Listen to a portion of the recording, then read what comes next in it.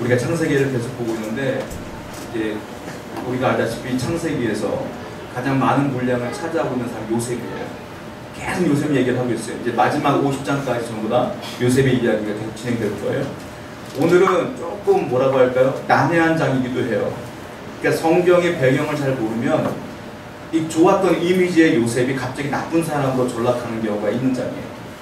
40장 1절부터 우리가 읽지는 않았지만 1절부터 읽으면 지금 본문보다 앞서 있는 본문의 내용을 보면 상당히 요셉이 나쁜 사람으로 묘사가 되어 있어요. 그래서 갑자기 당황스러울 때가 있어요. 저도 잘 모를 때는 이 부분을 읽을 때 상당히 난해했고 왜 요셉이 이런 모습을 비칠까라는 생각을 했었거든요. 자, 먼저 이 부분의 주제는 은혜입니다. 여러분, 은혜가 무엇이냐면 은혜는 자격이 안 되는 사람에게 그냥 무조건 주는 선물이 은혜예요.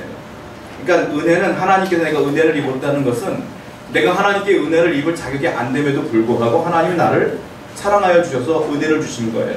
그 대표적인 은혜가 구원의 은혜잖아요. 이제 그 은혜에 대한 이야기를 할 건데 신학적으로 은혜는 두 종류의 은혜가 있습니다. 첫 번째 은혜는 뭐냐면 제가 몇 번을 설명해 드렸던 것 같은데 첫 번째 은혜는 일반 은혜예요. 그러니까 일반적으로 보통 은혜라고 하기도 하는데 이 일반 은혜의 특징이 있는데 이거는 하나님을 믿는 자나 안 믿는 자나 하나님이 똑같이 주는 은혜예요. 그 성경에 그것이 기록되어 있는데 어떻게 기록되어 있냐면 성경을 보겠습니다. 마태복음 5장 45절 말씀이에요. 한번 같이 한번 읽어볼게요. 시작. 하늘에 계신 너야 그의 아들이 되리니 이는 하나님이 그 해를 악인과 선인에게 주시며 그를 의로운 자와 미련한 자에게 내려주십니다. 여기 보면 뭐라고 써있냐면 하늘에 계신 너희 아버지의 아들이 되리라. 이는 하나님이 그 해를 우리가 알고 있는 태양을 말하는 거예요. 해를 악인과 선인에게 비친대요.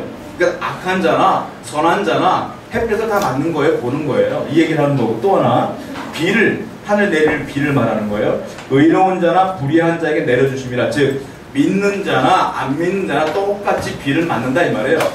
이게 일반 은혜예요.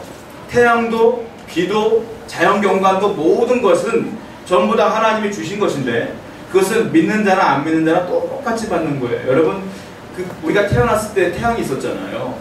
우리가 또한 살다 보니까 비는 자연스럽게 있는 거잖아요.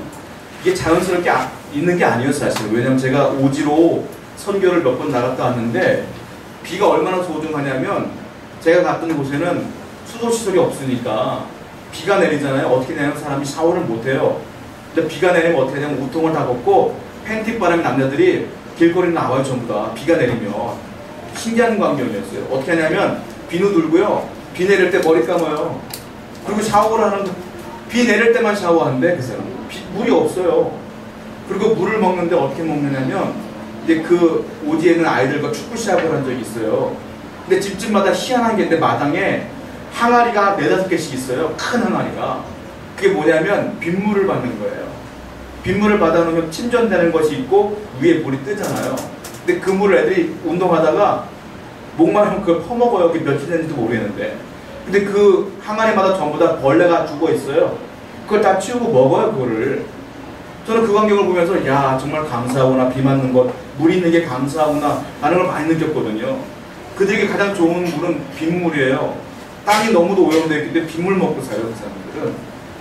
그러니까 이게 해와 비와 이것들은 우리 생존에 관련된 거거든요. 그러니까 이 모든 것들은 모든 이에게 주신 거예요. 하나님의 창조한 모든 인간이 누리는 거예요. 이게 일반 은혜라는 거. 또 하나 성경을 볼게요. 사도행전 17장 25절입니다. 사도행전 17장 25절에 한번 읽어보겠습니다. 시작. 또 무엇이 부족한 것처럼 사람의 손으로 섬김을 받으시는 것이 아니니 이는 만민에게 생명과 호흡과 만물을 책임지시는 이시리라. 여기 보시면 만민에게, 만민이라고 하는 것은 믿는 자나 안 믿는 자나 다 포함한 거예요. 모든 인간에게 생명을 주셨대요. 또 하나 호흡도 주셨대요. 또 하나 만물을 주셨대요. 만물이 뭡니까? 우리가 보고 있는 자연 모든 것이 만물이잖아요. 그러니까 하나님은 만물을, 생명도 호흡도 모든 인간에 주신 거예요. 내가 살아있는 게 은혜예요. 그러니까 내가 호흡하는 게 은혜예요. 병원 가보세요. 호흡 못해서 인공호흡기 다는 분들 너무 많잖아요. 이게 은혜인 거예요. 여러분들이 지금 숨 잘 쉬는 게 은혜예요. 근데 많은 사람들이 이 은혜를 망각하면서 산다. 내가 생명이 있는 것을 망각하면서 산다. 누구나가 자연스럽게 생명이 있는 줄 아는데 그렇지 않아요. 여러분들이 지금 이렇게 건강하게 생명 갖고 사는 것 은혜인 줄로 믿습니다. 그러므로 우리는 감사할 것밖에 없어요. 우리는. 근데 많은 사람들이 감사보다는 불평이 많아요. 이것이 모든 것이 바로 일반적 은혜다라고 하는 거예요. 그런데 또 다른 종류의 은혜가 있거든요. 그거는 특별 은혜라고 그래요.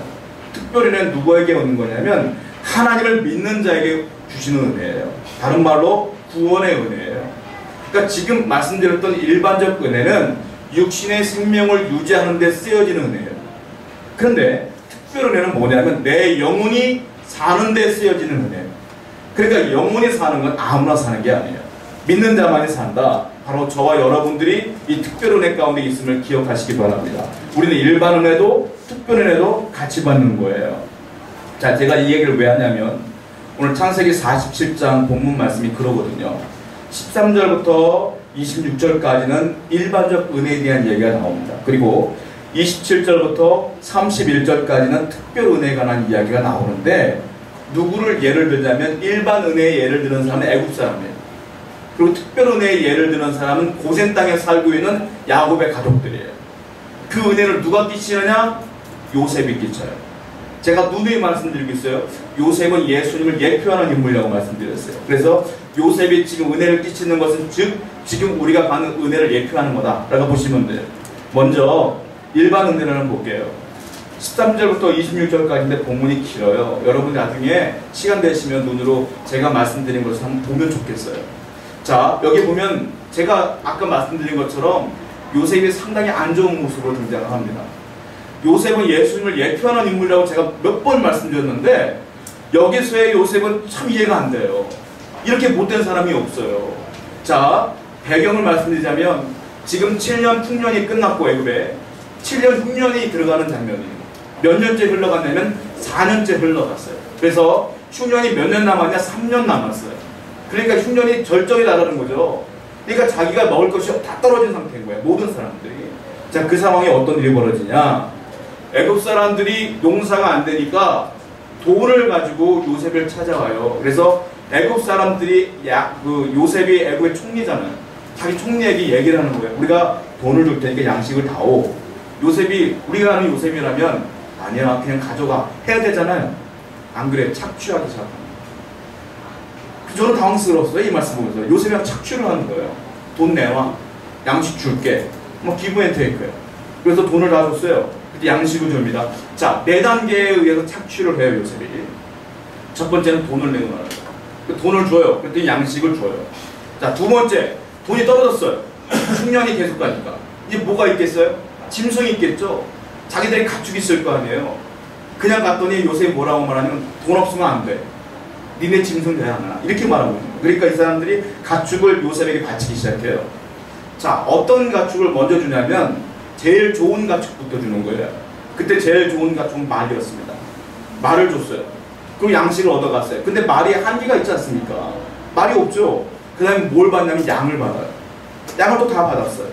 양도 또 다 떨어졌어요. 그 다음에 소를 받아요. 마지막까지 받는데 뭘 받냐면 낙타를 받아요. 약대. 낙타는 애굽 사람에게 굉장히 중요한 짐승입니다. 왜냐하면 지금으로 말하면 우리나라로 말하면 자가용 같은 거예요. 낙타. 그러니까 내가 운반할 때, 내가 이동할 때 쓰는 교통수단 같은 거예요. 그러니까 굉장히 중요한 거란 말이에요. 장사를 하든지 뭘 하든지 쓰이는 겁니다. 마지막 약타까지 다 받아요. 그래놓고 돈은 전부 다 바로에게 주고요. 그리고 짐승도 전부 다 바로에게 줘요. 요셉이. 완전히 브로커예요. 완전히 중간에 끼워가지고 백성들의 돈을 다 뽑아먹고 있는 거예요. 요셉이. 여기까지는 참 문제가 많아 보이지 않습니까? 근데 또 끝나지 않아. 더 문제가 있어요. 뭐냐면 다음에 짐승이 없다 보니까 또 뭘 내놓냐면 땅 내놔라. 땅을 내놓으래요. 그러니까 이 사람들이 땅을 또 땅 문서를 다 갖다 바쳐요. 그러니까 땅 문서 받고 양식을 또 주는 거예요. 그래서 성경에 뭐라고 기록됐냐면 그랬더니 애굽에 있는 모든 땅이 바로의 소유가 되었더라 이렇게 했어요. 이제 다 그 애굽의 모든 땅이 바로 거리게 된 거예요.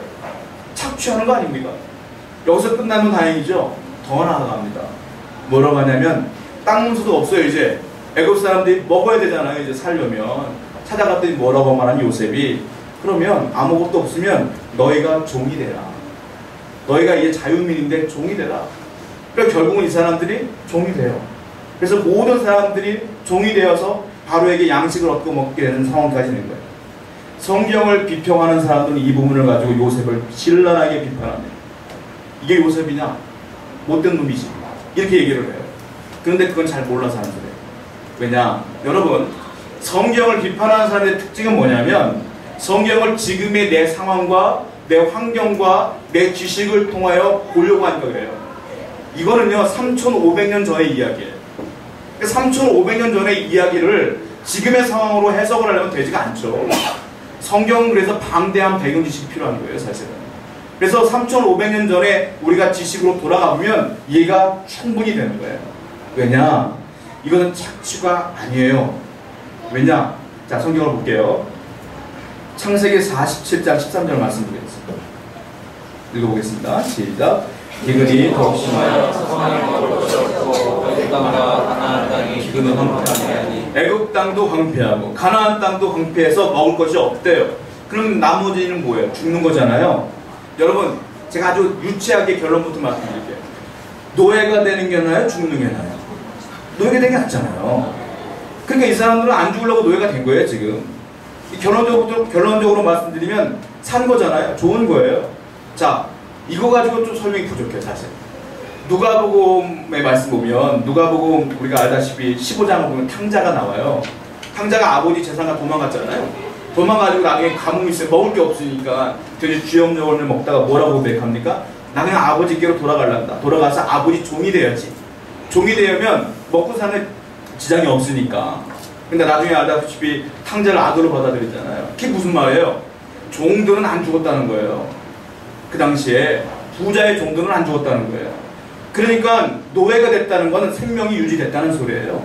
그게 좋은 거 아닙니까? 그러니까 요셉은 어떻게 보면 이들을 살린 사람이잖아요. 또 하나, 여러분들이 노예, 종 그러면 이미지가 있어요. 뭐냐면 아프리카 사람들이 쇠사슬 쇠고랑에 차가지고 감옥에 갇혀 있다가 주인이 죽이면 죽고 뭐 살리면 살고 이런 노예로 생각하잖아요. 이 당시 노예는 그게 아니라는 거예요. 3500년 전의 노예는 그게 아니에요. 그나마 조금 근접한 것이 있다면 우리나라의 머슴 같은 사람들이 한마디로 무슨 말이냐? 부잣집에 먹고 자고 살면서 주인의 농사를 대신 지어주는 사람들, 그 정도 개념으로 보시면 조금 같아요. 그러니까 아프리카 노예 같은 느낌이 아니에요. 그러니까 이 사람들은 이 가뭄 가운데 바로의 노예가 되어서 먹고 사는 지장이 없을 정도로 살 수 있는 것, 그 정도로 생각하면 된다는 말입니다. 그래서요 또 하나, 요셉이 지금 노예로서 이 사람들을 불렀잖아요. 노예로 삼았잖아요. 이스라엘과 애굽에 있는 어떤 법이 있었는데 그게 뭐냐면 안식일법과 신년법이 있었어요. 안식일법이 뭡니까? 7년 노예가 일을 하면 7년 되면 해방시켜 주는 거예요. 만약에 7년 뒤에 해방이 안 되잖아요. 신년법이 있어요. 50년 동안 노예로 삼았다가 50년 때는 무조건 해방시켜줘요. 이게 법이야. 그러니까는 최대 50년, 7년에서 50년까지 해방될 기회가 많아요. 이 사람들에게. 심지어 이 사람들 가운데 노예 가운데요 스스로 영원히 노예가 되는 사람도 있었거든요. 성경을 보겠습니다. 출애굽기 21장 5절부터 6절입니다. 출애굽기 21장 5절부터 6절 읽어볼게요. 시작. 만일 종이 나가서 자유인이 되지 않겠노라면 인정이 그를 데리고 재판장에게 밝혔고 또 그를 문이나 동설자 앞으로 데리고 가서 그것에다가 송곳으로 그의 귀를 뚫을 것이다. 그는 종들도록 그 상전을 종들도요 내가 살아서 스스로 살기가 버거운 사람도 있을 거 아니에요. 근데 우리 주인이 참 좋은 분이야. 그러면 스스로 나 당신의 종으로 영원히 살게요 할 수 있어요. 그럴 때 어떻게 되냐면 표시로 귀에다 구멍을 뚫어요. 송곳으로 귀고리, 쉽게 말하면 그 영원한 종이 돼요. 이 사람들도 있었어요. 그러니까 이 당시의 노예는 이 상대의 종은 우리가 알고 있는 그런 종의 개념이 아니다라는 것을 우리는 분명히 알아야 된다는 거예요. 자, 노예로 삼았다는 건 어떤 얘기냐면은, 자, 첫 번째, 바로가 땅을 다 샀잖아요. 그러니까 애굽의 땅은 다 누구 거예요, 이제? 바로 거예요. 그리고 다 애굽의 백성들 다 노예가 됐잖아요. 그러면 생각해 보세요. 네 땅도 바로 거, 내 땅도 바로 거예요. 너도 노예, 나도 노예야. 이게 노예입니까, 이게? 노예 아니죠. 그냥 국민이죠, 그냥. 이게 어떤 거냐면 착취가 아니라 이들을 살리기 위한 지혜예요. 3500년 전에 시행되었던 사회보장제도의 이겼어요. 그러니까 너도 노예 나도 노예. 다만 한 가지만 해라 이거예요. 뭐냐? 너희가 바로의 땅을 대신 경작하는 거니까 세금 내라. 5분의 1을 내라. 5분의 4는 너희들이 가져라. 이 말이에요. 그러니까 5분의 1이면 퍼센트를 따지면 몇 프로예요? 20%예요, 20%. 많습니까? 여러분 많지 않아요. 왜냐하면 우리나라 지금 세금을 집간세 다 합치면 최소 30%에서 40% 내요. 나라에다가. 이 당시 20% 내요. 이거 많은 거 아니에요. 착취 아니라고요. 그러니까 백성 이 당시의 사람들은 또 어떤 개념이 있느냐면 공짜로 얻는 개념이 없어요. 내가 돈을 넣으면 양식을 받는 개념. 내가 뭘 줘야 받는 개념이에요. 이게 물물교환이 있는 시대라. 그러니까 공짜로 얻는 개념이 없기 때문에 요셉은 최소한의 것을 얻으며 최대한의 것을 주기 위하여 펼쳐진 제도다라는 거예요. 심지어 창세기를 또 볼게요. 47장 25절부터 26절입니다. 한번 읽어볼게요. 창세기 47장 25, 26 시작. 그들이 이르되 주께서 우리를 주셨사오니 우리가 주께 은혜를 입고 바로의 종이 되겠나이다. 요셉이 애굽 포티포를 세움에 그 운의 일이 바로의 생각하나 세상에 주시는 바로의 소유가 되지 않냐여 오늘까지 이르니라. 요셉이요 제사장들의 땅은 빼앗지 않았습니다. 왠 줄 아세요? 원래 제사장들은 바로에게 녹을 받았어요. 그러니까 굳이 뺏을 필요가 없어요. 그들도 바로에게 돈을 받는 사람들이에요. 그러니까 무슨 말이냐, 땅을 빼앗기 위해 요셉이 한 게 아니라는 소리예요. 이게 온 국민이 바로로부터 안전하게 보장받기 위하여 이 일을 행한 것이다 라는 증거가 여기 나오는 거 아니겠어요? 요셉은 그래서 구원자예요. 애굽을 일반적 은혜로, 이거는 고센 땅에는 야곱의 가족도 다 포함되는 거예요. 그래서 모든 사람이 주는 일반 은혜가 바로 여기 등장을 하는 거다. 착취가 아니다. 많은 사람들이요 이와 같이 하나님께 은혜를 받고 살아요. 근데 많은 사람들이 이게 은혜인 줄 모르고 살아요. 이게 미련한 거예요. 여러분들은 이미 은혜를 받고 있음을 기억하셔야 돼요. 매일매일 기억하셔야 돼요. 아침에 일어날 때마다 기억하셔야 돼요. 그리고 감사하셔야 돼요. 원망이 터져나오면 안 돼. 늘 감사할 수 있는 여러분들에게 축원드립니다. 자, 두 번째 은혜가 있는데요. 특별 은혜입니다. 자, 본문 27절 말씀 볼게요. 읽어보겠습니다. 시작. 이스라엘 족속이 거기서 생업을 얻어 생육하고 번성하였다. 자, 보면 생업을 얻었대요. 자, 지금 온 나라 아울러 가나안 땅까지 황폐해졌어요. 그런데 지금 야곱의 가족은 고센 땅에 살고 있잖아요. 야곱의 가족들은 상업을 얻대요. 왠 줄 아세요? 온 나라의 가축을 다 사들였잖아요, 바로가. 그러니까 바로의 가축을 이 사람들이 돌봐야 되는 사명이 있잖아요. 지난주 설명해드린 것처럼. 그러니까 가축이 많아졌어. 일거리가 더 많아진 거예요. 다 황폐한데 이 사람들 일거리가 더 많아졌어요. 아울러 뭐라고 써있어요? 생육하고 번성하였더라. 나머지는 다 죽어나가고 있는데 고센 땅에 있는 야곱의 가족은 생육하고 더 번성하고 있는 거예요. 놀라운 일 아닙니까? 크게 대조되고 있어요. 자, 47장 13절 한번 읽어볼게요. 읽어보겠습니다. 시작. 기근이 더욱 심하여 사방에 먹을 것이 없고 애굽 땅과 가나안 땅이 기근으로 황폐하네. 다 기근으로 황폐한 거예요. 그런데 여기만 생육하고 번성되어지고 있는 거예요. 이게 얼마나 큰 은혜입니까? 자, 하나님께서 이렇게 하신 이유가 있어요. 왜냐? 이미 약속을 하신 게 있거든요. 그 약속을 지키고 있는 거예요. 창세기 46장 3절과 4절에 보면 두 가지 약속이 나옵니다. 읽어보겠습니다. 46장 3절 4절 시작. 하나님이 이르시되 나는 하나님이라 내 아버지 하나님이니 애굽으로 내려가기를 두려워하지 말라. 내가 거기서 큰 민족을 이루게 하리라. 내가 너와 함께 애굽으로 내려가겠고 반드시 너를 인도하여 다시 올라올 것이며 요셉이 그의 손으로 내 눈을 감기리라 하셨다. 두 가지 약속의 첫 번째가 뭐냐면, 야, 내가 너로 큰 민족을 이루게 하겠다. 이게 첫 번째 약속. 그러니까 고센 땅에 내려가라, 애굽에 내려가라, 걱정하지 마라 이 말이에요. 또 하나는 뭐냐면 내가 너와 함께 애굽으로 내려가겠다. 즉 다른 말로 내가 너와 함께 할게, 너네 민족과 함께 할게. 이게 두 가지 약속이었어요.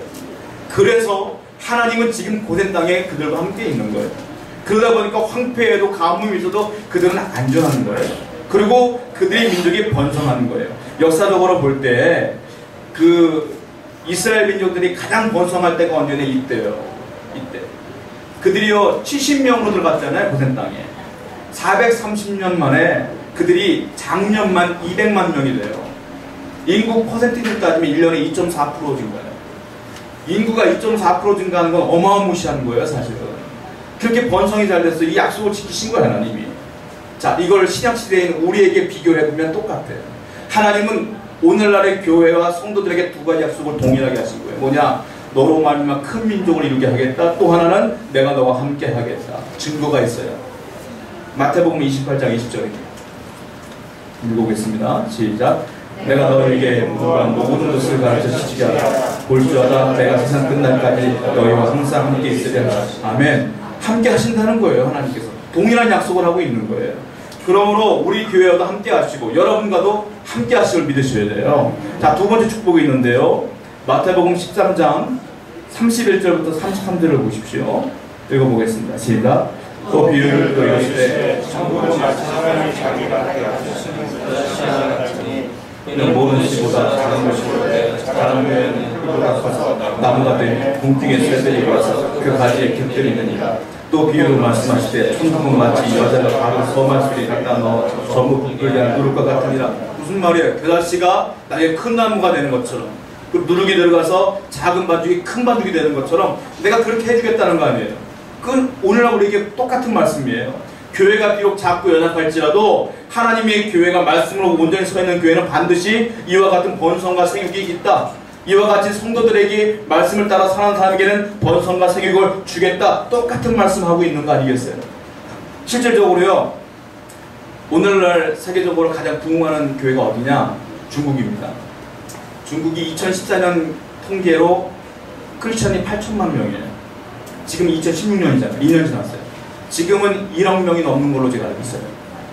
우리나라 인구가 5천만인데 거기 8천만, 지금 1억이 넘으니까 어마어마한 거잖아요. 그래서 중국이 그렇게 부흥할 수밖에 없는 이유가 있어요. 사실은.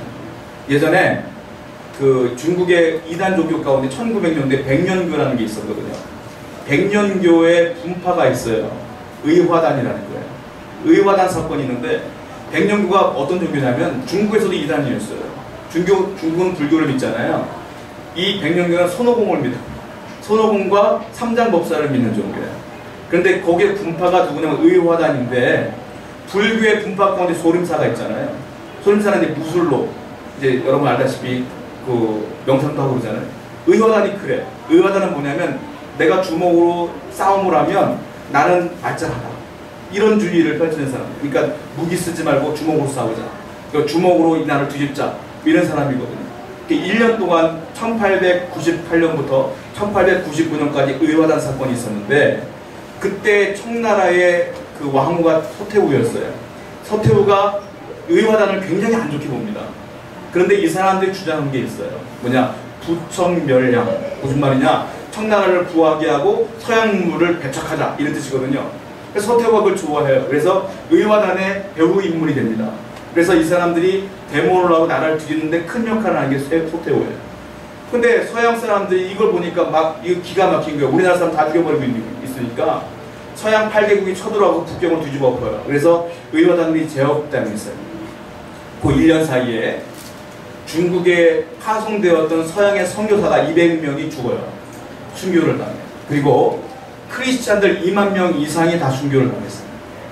그때 이후로 110년이 조금 넘게 흘렀는데, 지금 그러니까 기독교는 다 멸절되다시피 했던 거예요. 그 1년 사이에. 지금은 아까 말씀드린 것처럼 크리스찬이 1억 명이 넘어요. 하나님 말씀이 그대로 이루어진 거예요. 뭐냐면 내가 본성케 하리라. 죽은 것 같아도 하나님을 믿는 그곳에 내가 역사하리라. 여러분, 그러므로 작은 교회라고 무시하지 마세요. 작은 교회라고 우리가 절망할 필요 없어요. 왜? 하나님의 말씀이 있는 곳에는 반드시 부흥의 역사가 나타나거든요. 여러분들이 비록 가난하고 연약하도 걱정하지 마세요. 하나님 말씀대로 살면 부함이 나타나요. 성령의 충만함이 나타나요. 그러므로 우리는 항상 하나님 바라봐야 될 필요가 있다. 이게 특별합니다. 이 은혜는 일반적으로 나타나는 것이 아니라 하나님 믿는 자들에게 나타납니다. 이 고센 땅에 인구가 그렇게 번성될 수밖에 없었던 이유는 하나님의 약속이 이루어졌기 때문을 믿으시기 바랍니다. 야곱은요, 이제 죽습니다. 130살의 요셉 만나고 17년을 더 살다가 147세에 죽어요. 그런데 그가 마지막 유언으로 남기는 게 뭔 줄 아세요? 야, 일반 은혜가 좋지 않다. 특별 은혜가 좋다. 하나님 믿는 게 더욱 좋다. 그러니 이렇게 믿고 살아라 라고 하고 죽어요. 성경을 볼게요. 창세기 47장 28절입니다. 창세기 47장 28절 읽어볼게요. 시작. 야곱이 땅에 40년을 거주하였으니 그의 나이가 147세라. 그렇죠? 고센 땅에 17년 있다가 이제 140세에 죽게 되는 거예요. 47장 28절과 29절 읽어보겠습니다. 시작. 야곱이 애굽 땅에 17년을 거주하였으니 시세라 이스라엘이 죽을 날이 가까움에 불러 그에게 이르되 이제 내가 내게 은혜를 입었거늘 청하노니 내 손을 내 허벅지 아래에 넣고 인애와 성실함으로 내게 행하여 애굽의 나를 장사하지 아니하도록 하라. 여기 보면 29절에 보면 이스라엘이 죽을 날이 가까움에 이 말이 있어요. 이 말을 원어에 아주 더 가까이 해석한 게 영어 성경인데 영어 성경은 뭐라고 썼냐면 The time to die라는 걸 썼어요. 그러니까 타임 앞에 더를 붙였어요. 정관사 더를. 무슨 말이냐면 이게 그냥 죽은 날 아무 때나가 아니라 하나님이 정해놓은 죽을 정확한 때라는 말이에요. 그러니까 인간의 사망은 아무 때나 죽는 게 아니라 우리가 볼 때 야, 저 사람이 젊은 나이에 사고로 죽었대. 여러분 이것은 우연이 아니에요. 무슨 말이냐, 사람의 죽을 날은 하나님이 정해놓으셨고 그때 정확히 죽는다는 거예요. 야곱도 정한 날, 더 타임, 그때 죽은 거예요. 그러므로 인간이 살아가는데 살력을 발버둥 쳐서 살 수 없어요. 죽기를 원해도 죽을 수 없어요. 하나님이 내 수명을 정해놓으셨다고요. 그러니까 여러분들은 그래서 죽음을 두려워할 필요가 없어요. 왜냐? 하나님이 정해놓을 날, 천국 날, 가는 날이 정해져 있기 때문에 여러분들 죽음을 두려워할 필요가 전혀 없어요. 그러면 항상 믿음으로 감사하며 하루하루 살아가는 것, 그 신앙인 줄 믿습니다. 야곱은 그래서 그날에 돌아가시게 돼요. 죽는데 그가 뭐라고 말하냐면 29절 맨 마지막 줄 뭐라고 썼냐면 애굽의 나를 장사하지 말아라.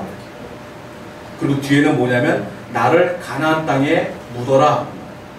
애굽 땅은 지금 여전히 행복한 땅이에요. 번성하는 땅이에요. 그리고 가나안 땅은 여전히 황폐한 땅이에요.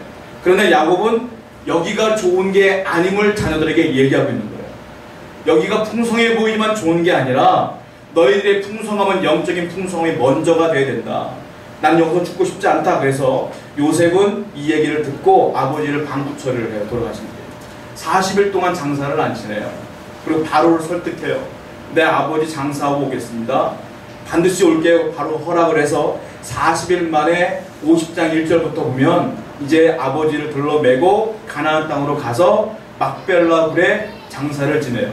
막벨라 굴에 누가 있느냐? 아브라함이 있고 사라가 있고 이삭이 있고 리브가가 있고 야곱의 아내 레아가 거기 있어요.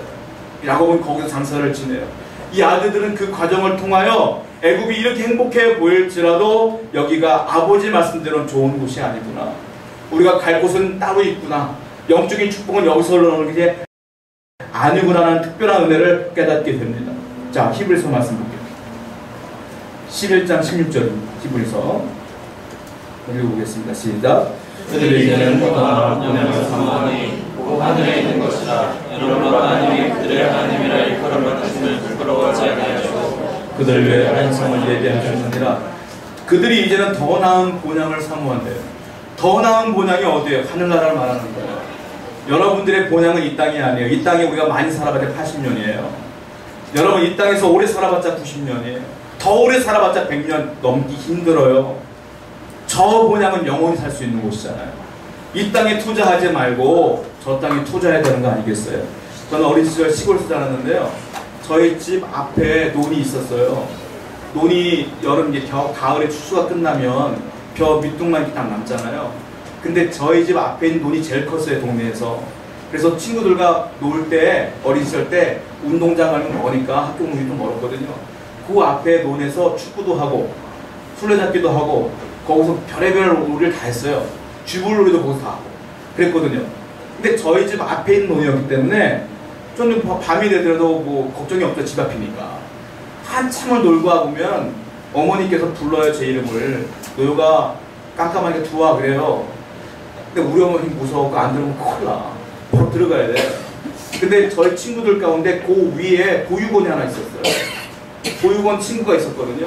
한 3명 있었는데 걔들은 부모님 부르진 않는 거예요. 부모님이 없으니까. 내가 가면, 그리고 내 친구들이 가면 그 친구들도 가는 거예요, 그때. 저는 그때는 몰랐는데 지금 목사가 돼서 말씀을 준비하면서 생각하면 누가 부른다는 게 그렇게 행복한 거예요. 만약 하늘나라에서 하나님께서 때가 됐을 때, 더 타임이 되었을 때 아무개야 와라, 얼마나 감사해요. 그런데 하나님을 알지 못하는 사람, 특별한 애가 없는 사람들은 부르는 리가 없어요. 이 땅에 죽으면 끝이옵니다. 여러분, 그러므로 특별 은혜가 더 소중한 거예요. 여러분들이 믿음이 있고 구원받을 본향이 있다는 것, 그것이 행복한 것임을 믿으시며, 우리가 살아가는데 질병도 있을 수 있죠. 자녀가 문제가 생길 수도 있죠. 그러나 그것은 둘째 문제고, 내가 구원받을 수 있는 것에 늘 감사하는 여러분들에게 축원드립니다. 우리 말씀을 기억하며 이렇게 찬양하도록 하겠습니다.